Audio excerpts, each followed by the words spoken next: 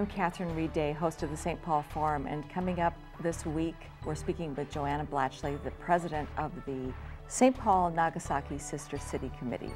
That's this week on the St. Paul Forum.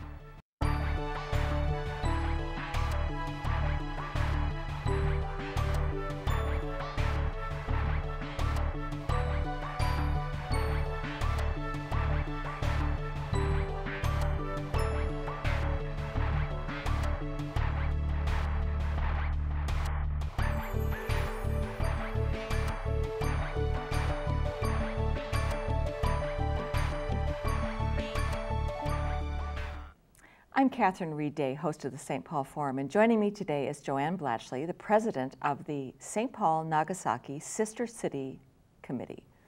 Welcome, Jo Ann. Thank you for having us, Catherine. Absolutely. Now, this idea of sister cities has been around for a while. Do you know its origins, or the origins of us being a sister city with Nagasaki? Back in the 1950s, President Eisenhower promoted the idea of sister cities, friendship across the seas, both to Europe and to Asia. But St. Paul, as being a little bit ahead of the time, on its own had begun a sister city relationship with Nagasaki, Japan, just 10 years after the end of World War II. Mm-hmm. And let's talk a little bit, for those who don't know the story of Nagasaki, it's a tragic story, a very huge moment in the conclusion of World War II. Can you just describe briefly what the event was and why we note it? Okay, the war was hopefully ending, and the United States had developed the atomic bombs. And so on August 6, 1945, we dropped the first bomb on Hiroshima. There was a different technology, and 3 days later, quite almost by accident, because it was scheduled to be dropped on a different city, the second atomic bomb was dropped on Nagasaki. Both of those caused incredible devastation to the cities that were hit and the people who were there. Really, a terrible event. We tend to look at it through the lens of history as this, conclusion, this release. My father was a veteran of the war. I guess he came home, as a result of that. So there's this celebration, but there's this embedded tragedy. How is it? What was it about Nagasaki, and why did St. Paul decide to choose this as our sister city? Well, there are two parts to answer your question. The first is Nagasaki has made a commitment to peace after the war. This was a tragedy that must never ever happen again. And so there's this Never Again campaign, and several other Mayors for Peace comes out of Hiroshima and Nagasaki, and Mayor Coleman is a member of Mayors for Peace. So Nagasaki had been the only open port in Japan for many years. When Japan was closed, it had always welcomed the stranger. And actually they developed an island where the Dutch and the Portuguese and the other traders could live, so they weren't really on Japanese soil. But nonetheless, they learned a lot from the West in terms of medicine, in terms of history. And so Nagasaki has always looked outside of itself. And so they have decided that they wanted to become a city known for its peacemaking. Can you just briefly, I'm sorry, I didn't ask you this before. Can you describe Nagasaki to us? I mean, you did say it was this open port, so it's on the water? It's on the water, as most of the major Japanese cities are. I've been to Nagasaki twice, and am looking forward to going again in October with the official delegation. Nagasaki is built on hills, and so the hills, which are now forested, go down to the sea. It's actually quite an international port. They have cruise ships stopping there from all over the world, and quite large ones. And size-wise, how does it compare to St. Paul? Not quite as large. Okay, so size-wise, I mean, we have some similarity. We're a port city. Yes. Also, we don't always think of that, but because of our connection to both the Great Lakes and to the Mississippi, we are a large port. We have a port authority here. We do. So, so when you think of some of the characteristics, I want to talk about peace, but I want to come back to that in a second. When you just think about the characteristics of what does it mean to be in relationship with another city, what do you think of? What are the things about us that make us sisters? I think the friendship between the individual citizens is what's key. And we're not ever going to go to war with our friends. And so if we have people-to-people friendship, we're not going to be bombing each other. We're not going to be fighting each other. And I believe that is what President Eisenhower wanted with the citizen-to-citizen diplomacy, not relying on government officials. Although, of course, there is definitely a relationship between the mayor of St. Paul and the mayor of Nagasaki, as there are with the other sister cities. So this idea of citizen-to-citizen democracy, what does that start to look like in the relationship, and how does it show up tangibly when you think about this sister city relationship? I know we're going to talk in a few minutes about some events that are coming up, but is there like a training for that citizenship? Is it, how do people learn about that? There isn't any training that I'm aware of. Okay. At least I jumped into this without any particular background in sister city relationships. However, there is a large organization called Sister Cities International that promotes the sister city relationships. Well, tell us what brought you to this work. Oh, in 2004, I received a Fulbright Memorial Fund fellowship to spend 3 weeks in Japan as a teacher. And I came back from those 3 weeks and said, I need to do more than what I'm doing. And I knew that St. Paul and Nagasaki had a sister city relationship, but I didn't know what that meant. So I went to a meeting, and then I went to another meeting, and became committed to the idea that we are going to exchange people, and not just things, although we've exchanged some very important items, objects to both cities. I love the idea that we're sisters and that we're equal in our relationship. It's not us helping them or them helping us. It's being together. Very nice. Well, one of the ways we talked about that this shows up in our community is at the Como Zoo, which is also an unusual place because it's a zoo that's funded by the citizens, the taxpayers of the city. It's a city zoo, but there's a Japanese garden there. How long has that been there? There originally was a Japanese garden at Como back in the 1900s, I believe, in the 20s. And then there was another attempt to resurrect it. It got moved, whatever. There's a long history there. But in the 1980s, I believe beginning in '79, Matsami Matsuda, a landscape gardener from Nagasaki, and because of the sister city relationship, the people came and said, we would like to redevelop the Japanese garden. And so Mr. Matsuda came, first he drew a sketch, and then spent 2 summers of his life helping to develop our present Japanese garden. And it is one of the premier Japanese gardens in all of the United States. Really? I mean, it is absolutely stunning. I think anyone who's been to the conservatory and realizes that it's just adjacent to the conservatory. Right, right. And now there's that whole new wing, the Ordway Gardens, a Japanese collection. So you walk through the bonsai and then out on the patio and follow the pine grove path into the garden, and you can go around and you can visit the tea house, all of which are part of the Japanese garden, whose original design was Mr. Matsuda's. Wow.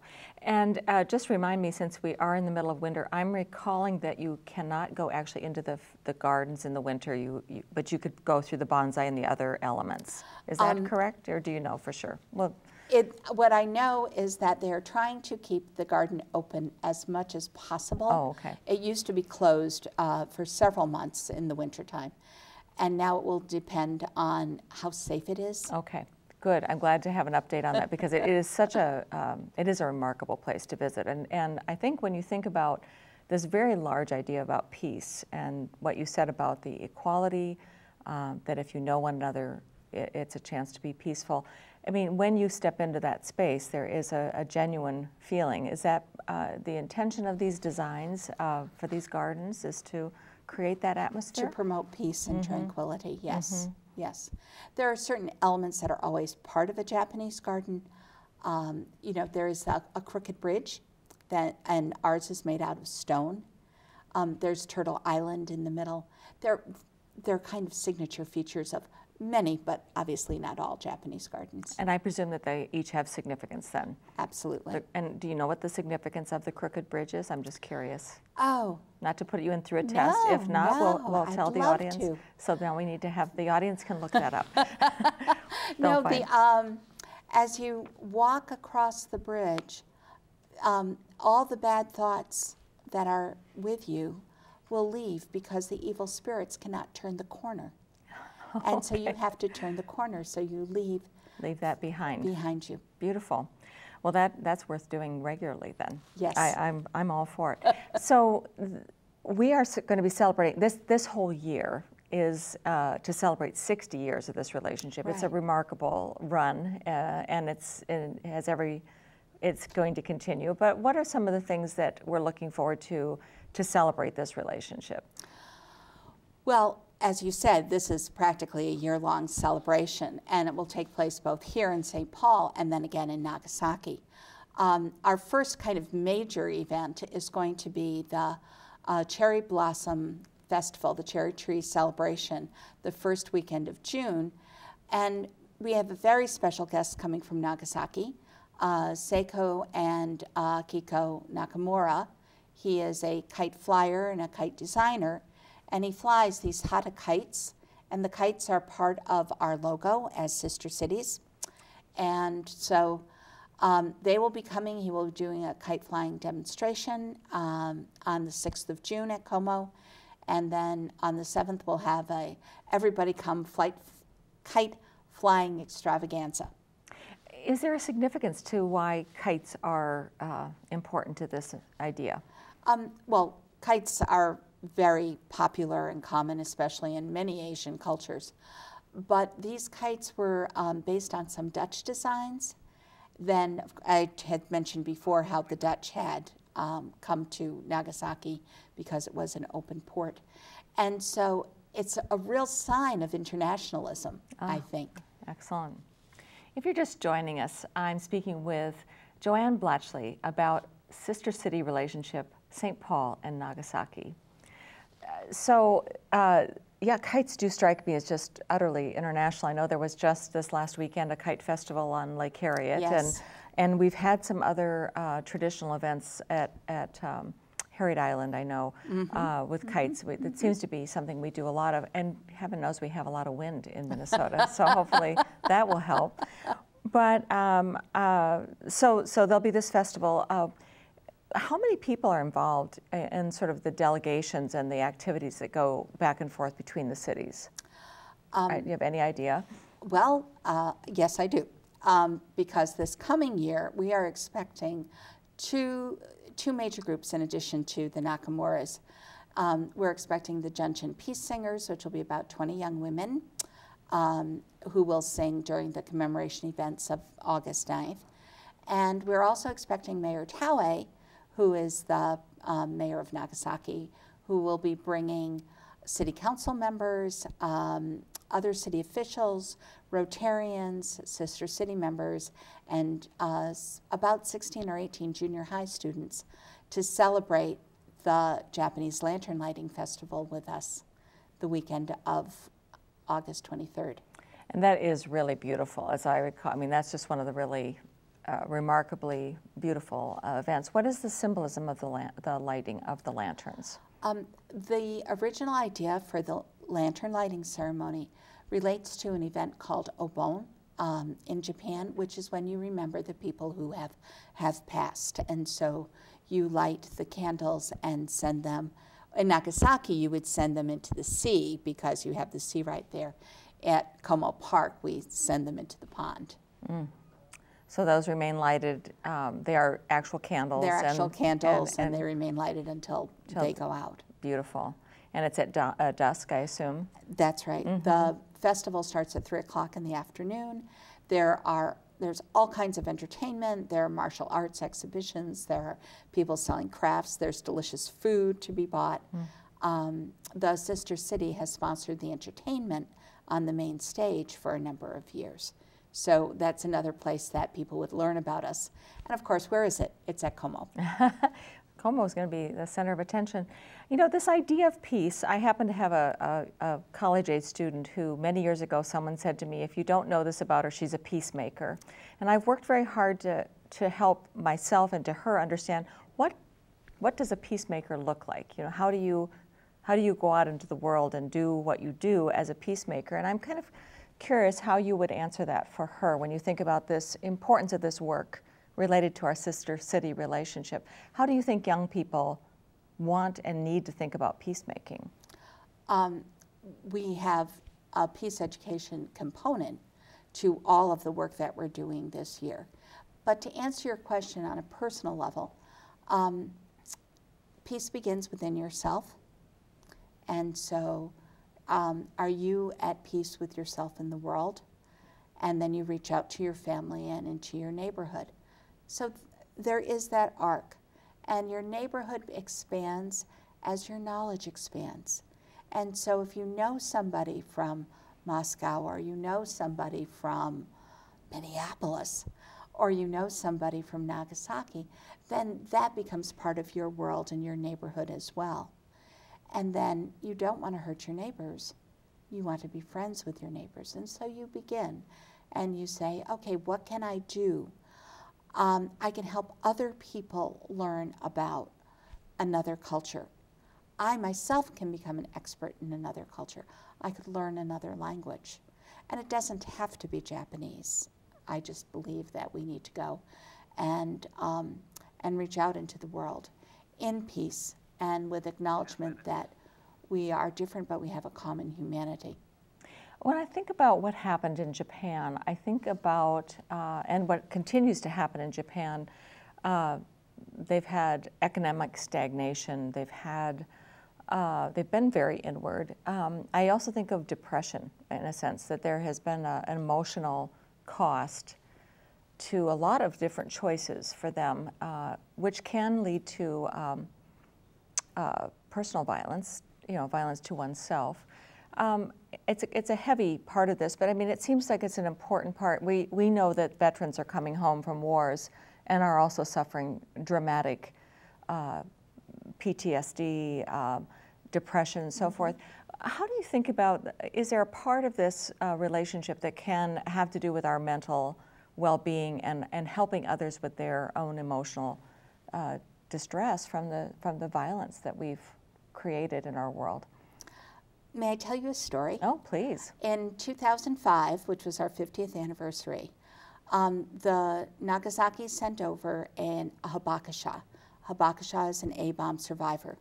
This woman was a little girl. I think she was 6 years old when the bomb went off. And she lived far enough away so that she was not killed, although members of her family were. And she did have a number of physical problems, including losing her voice for many years in reaction to what had happened. And her name is Sachiko Hibachi. And Karen Stelson, who is a children's author and a member of the Sister City, met Sachiko back in 2005 on one of these visits. And Karen has now written a nonfiction book about her life and how she became a peacemaker, which is going to be published by Carol Rhoda Press in 2016. I'm very excited about that book. I met her recently. She's friends of a friend of mine, and I think this book is a very exciting book. So say her name again. It's Karen Stelson, and the name of the person that she wrote about is Sachiko. Well, maybe we'll get a Sachiko chance Hibachi. to invite her to an interview, a follow-up interview, when the book is closer to coming out. She did tell me an interesting story about a sword that yes. she found. There are some artifacts that different soldiers have brought back with them, and there was a very interesting story about the reuniting of this symbolic, this very important ceremonial sword that this individual who lived here had kept for, I guess, 50 or 60 years, and the process of her returning it to the family in Japan, I believe. That was an amazing event that happened in 2013. Is that?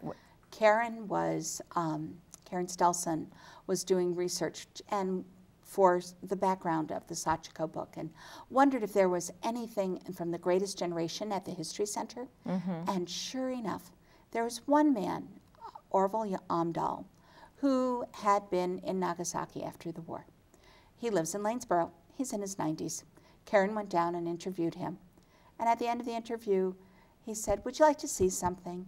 And he pulls out this beautiful sword that he has kept polished and ready. But he said, "You know, it's not mine. It really belongs to somebody in Nagasaki. It was one of those things that military people got after the war. Right. But I want to return it." And so there was a tag, and on this tag there was an address, and we had discovered that much. So through the Sister City connection, we were able to find the owner's family in Nagasaki with one phone call. Wow. From the Sister City person in Nagasaki. And so then the Motomura family, it had belonged to his father, decided that they would come to Minnesota and receive the sword back. Wow. So they came the weekend of the International Day of Peace in 2013 to, where else but Como, to receive the sword from the Amdahl family. It was a wonderful, wonderful occasion with hundreds and hundreds of people packed into this room. We had all kinds of dignitaries there, including the Mark Ritchie Secretary of State, of course, Mayor Coleman. We had greetings from Walter Mondale and many other. Who had been the ambassador to Japan. Ambassador to Japan. Right. Betty McCullum, Amy Klobuchar. I could go on through the list. Well, but what was what it strikes me is this is a very real example of how the relationship made this return possible. And also was beyond just returning something. I think any of us might be able to identify something of significance in our family that when we either discover it or are reconnected to it, we recognize our relationship to history. And I'm just kind of curious, what was the healing from your perspective? Oh, it was both on the American side and on the Japanese side. Mr. Motomura has opened his home and his life to interaction with Americans in a way that had never happened before, and has become a huge supporter of the Sister City relationship as one way of becoming friends and making peace in the world. So if there were a couple of things you'd want to encourage people to do in understanding the Sister City relationship and becoming more active in it, what are a couple of things? I know you have all these events that you want them to get connected to, but to stay connected right now, what might they be able to do? Oh, I think you would want to check our website, which is stpaul-nagasaki.org, or our Facebook page, which gets updated quite regularly, like several times a week. And that is St. Paul-Nagasaki Sister City Committee. It's probably best if you kind of we'll put it up that. It'll be on screen so people have a chance to like that page then and Right. ask for updates. Absolutely. There's some ongoing activities. The big events here, of course, in addition to the kites, are when Mayor Taue visits and we open the Nagasaki Peace Exhibition and we show the film pictures from a Hiroshima schoolyard. But we also have people going to Japan. The dance group Sonsei Yonsei Kai, which is a second and third generation dance group is going to go in late June to Nagasaki and Tokyo. And then the Mayor Coleman and delegation will go for the Kite Festival in October to Nagasaki. Fabulous. So you are promoting Peacemakers, something we want more and more of, I'm sure. And we thank you for spending some time with us and introducing us and reacquainting us with this sister city relationship. It was my pleasure, Catherine, to be here. Thank you so much for having us. And the one thing we did not talk about was the school exchange. And if there's any way that we can get young people to Nagasaki or Japan or someplace else, and young people from someplace else here, that is a life-changing experience. Oh, well, we can tell us just a little bit more about that then. We've got a couple more minutes.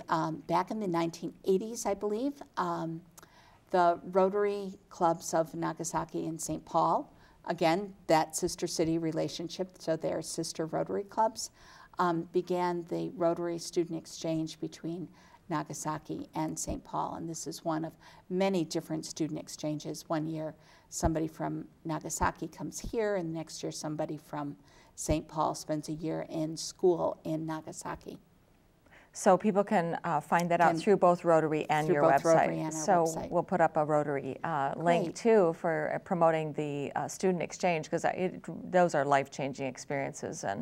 But it's is it just a few individuals then each year, or we are hoping to have more, because this is the way you get to be part of a household, be part of a family, experience the culture in many real ways. Mm-hmm. So we're having the students come over this year for a few weeks, and that is going to be potentially, my 3 weeks in Japan were life-changing. Their 2 or 3 weeks here will be life-changing as well. So more ambassadors for peace. Absolutely. Great. Thank you so much. That's all we have time for. Come join us again next time on the St. Paul Forum.